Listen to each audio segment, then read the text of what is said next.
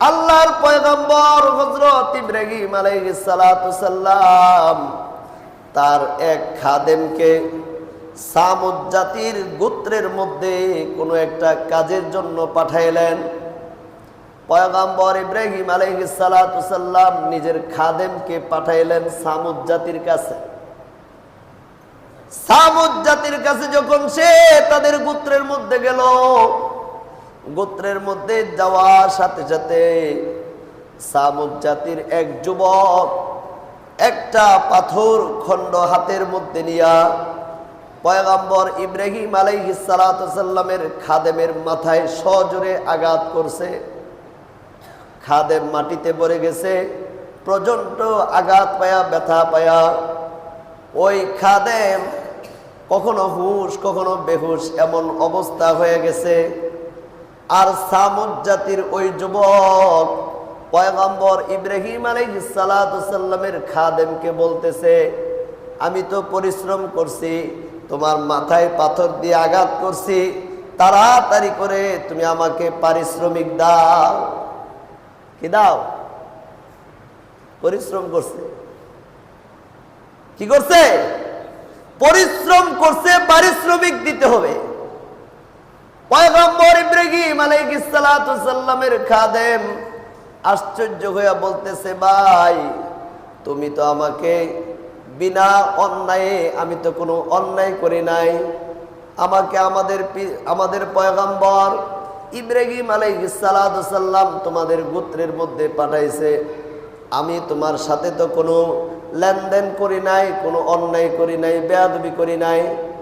আর তুমি পাথর খণ্ড হাতে নিয়া তুমি আমার মাথার মধ্যে আঘাত করলা, আমি প্রচন্ড আঘাতপ্রাপ্ত হয়েছি, আমি আহত হয়েছি, তুমি আমাকে ক্ষতিপূরণ দিবা।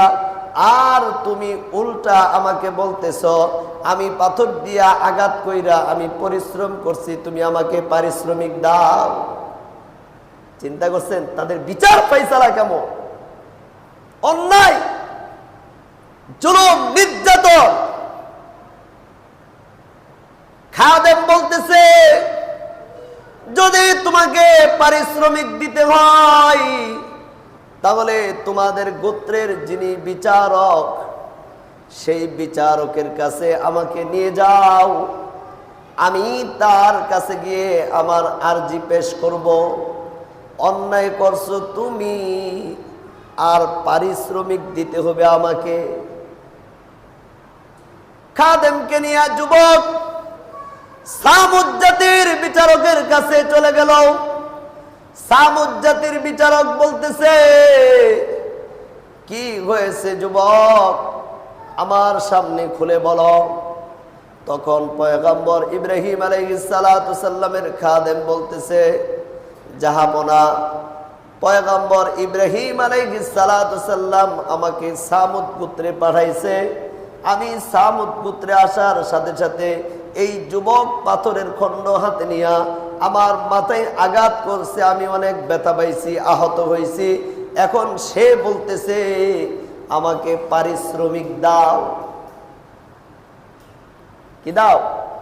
পারিশ্রমিক দাও। সামুদ জাতির বিচারক বলতেছে, হ্যাঁ, আমাদের গোত্রের এটাই নিয়ম যে যাকে আঘাত করবে, আঘাত করলেই আঘাতপ্রাপ্ত ব্যক্তি তাকে পারিশ্রমিক দিতে হবে। দেরি করো না, যুবককে পারিশ্রমিক দিয়ে দাও।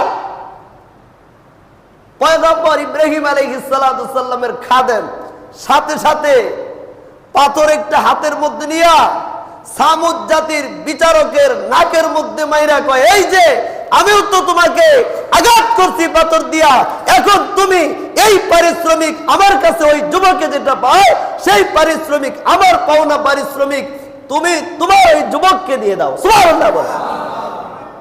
ইব্রাহিম আলাইহিস সালাতু সাল্লামের খাদেম বলতেছে, সে যদি আমাকে আঘাত কইরা সে যদি পারিশ্রমিক পাইতে পারে, আমিও তাহলে, তুমি গোত্রের প্রধান, তুমি গোত্রের বিচারক, আমিও তো তোমাকে আঘাত করছি, তাহলে আমারও পরিশ্রম হয়েছে, আমার যে পারিশ্রমিকটা আমাকে দিতা সেইটা ওই যুবককে দিয়ে দাও।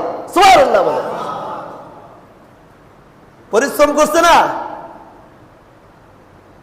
তার মানে কি পয়গম্বর ইব্রাহিম আলাইহিস সালাতু সাল্লাম তার খাদেম বুঝায় দিছে, এটাই যদি সঠিক বিচার হয় তাহলে আমিও তোমাকে আঘাত করে পরিশ্রম করলাম, সেটার পারিশ্রমিক তুমি আমাকে দিতে, এটা তুমি ওই যুবককে দিয়ে দাও। অবাক হয়ে গেছে, হতবাক হয়ে গেছে। এই অন্যায় অপকর্ম ভাড়াবাড়ির কারণে আল্লাহ তাআলা সামুদ জাতিকে খুব দ্রুত সময়ের মধ্যে আল্লাহ তাআলা ধ্বংস করে দিছে। পৃথিবীতে রাখে নাই, বেশি দিন রাখেন নাই।